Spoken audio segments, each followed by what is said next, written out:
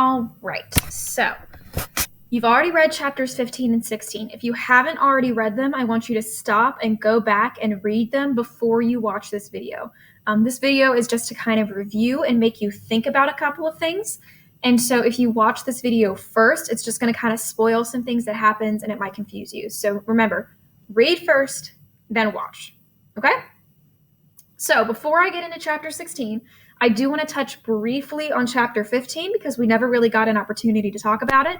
So the big thing that happens in chapter 15 is this moment where Atticus goes and he's sitting outside the jail and he's essentially waiting because he knows people are going to show up. And I want you to think about, we're in the 1930s, we're in Alabama, and we have a black man accused of a severe crime sitting in jail. There is a long history of lynching, which basically is a specific term for the attack or gang up on or murder of a African-American, usually man, but African-American person, specifically in the South because of an assumed crime. And remember, in the United States, we have innocent until proven guilty. And so Tom hasn't stood trial yet. We don't know if he's innocent or not. But these people in the town are so fired up and so angry, they basically want to go and have vigilante justice and just kill him outright and skip the trial. So Atticus is gone. He's sitting in front of the courthouse or in front of the jailhouse, and he's just waiting. But it takes the kids coming to get them to disperse. And so that's one of the big things that we talk about in chapter 16. Because remember, all of this is coming from Scout's perspective. So she's really young. She has no idea why those people are there when they show up. She's confused. She's just like, I don't know what all these people are here, but she knows that it feels threatening. She knows something's going on. And so in chapter 16, after we have this scene, we have a moment where Jem, Atticus, and Scout get back home and they talk about it.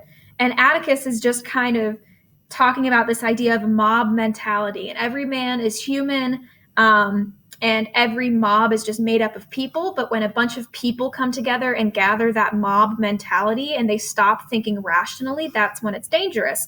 But the big thing is this idea of, it took an 8-year-old and little kids coming up and saying, no, why are you doing this? Like, don't hurt them, for the men to come to their senses. That's really the biggest takeaway for these two chapters.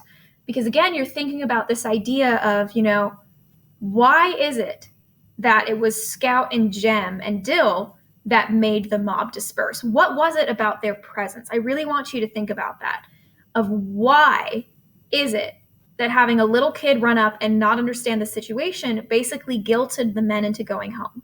Okay, just kind of let that float around in your head. Again, we're looking at this idea of innocence versus knowledge of the world. We're looking at right versus wrong. There's all of these themes kind of butting heads.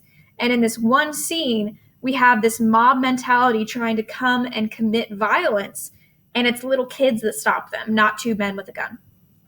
The other thing I want to make sure that you're aware of in chapter 16 is this reaction as they're all going to the courthouse and a couple of these little interactions they have.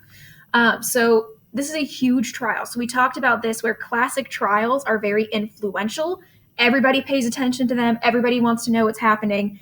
And so this is a very influential trial in this book. So everybody's going to the courthouse to watch. And it talks about it's so full and where they're sitting and who's sitting where and who's going and who's not going. But there's little moments in between that I want to make sure that you notice that they are important. So they meet some people. They talk about mixed people in the town. They talk about, where they're sitting. They talk about who's going.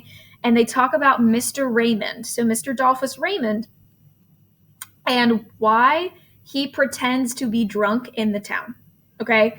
It seems really random of why is this guy carrying around Coca-Cola in a brown bottle to make people think that he's drunk all the time. It doesn't make sense until you read his explanation and you kind of understand what he's saying a little bit later in the book. So make sure you notice that and kind of file that away in the back of your head.